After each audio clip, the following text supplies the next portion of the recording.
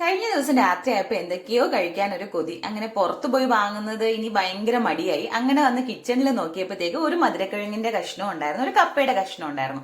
അങ്ങനെ ഞങ്ങൾ അത് പുഴുങ്ങാൻ തീരുമാനിച്ചു. ഇവിടെ എനിക്ക് കുട്ടിക്കും ഇങ്ങനെയുള്ളതൊക്കെ ഇഷ്ടമാണ് കേട്ടോ. എന്റെ അല്ലിക്കുട്ടൻ ഇതൊന്നും കണ്ണിന് കീറിയ കണ്ടില്ല, പക്ഷെ ആളും കൂടിയിട്ടുണ്ട് ഞങ്ങളുടെ കൂടെ.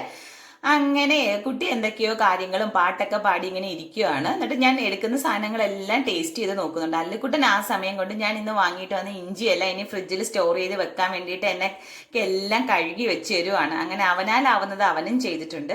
അങ്ങനെ നമ്മളെ കപ്പയൊക്കെ വേവുന്ന സമയം കൊണ്ട് തന്നെ അതിന് വേണ്ടുന്ന ചമ്മന്തിയും എല്ലാം റെഡിയായി കിട്ടിയിട്ടുണ്ട്. ഇനി ഇതെല്ലാം എടുത്ത് വെക്കുന്നിടം വരെ കുട്ടിക്ക് ഇങ്ങനെ കാര്യങ്ങൾ ചോദിച്ചിരിക്കും. അങ്ങനെ ഞങ്ങൾ അതെല്ലാം എടുത്ത് ലിവിംഗ് റൂമിൽ വന്ന് ഒരു സിനിമയൊക്കെ കണ്ട് കഴിക്കാന്ന് വെച്ചു. ഒരു കട്ടൻ ചായയുടെ കുറവുണ്ടായിരുന്നു, പക്ഷെ ഇവിടെ എനിക്ക് കട്ടൻ ചായ ഇട്ട പിന്നെ എനിക്ക് മാത്രമേ കുടിക്കൂ, ഇവർക്ക് രണ്ടുപേർക്കും ഇഷ്ടമല്ല. പിന്നെ അത് ഞാൻ അങ്ങ് ഒഴിവാക്കി, വെറുതെ എന്തിനാ. എന്നാലും അതിന്റെ ഒരു മിസ്സിങ് ഉണ്ടായിരുന്നു. പിന്നെ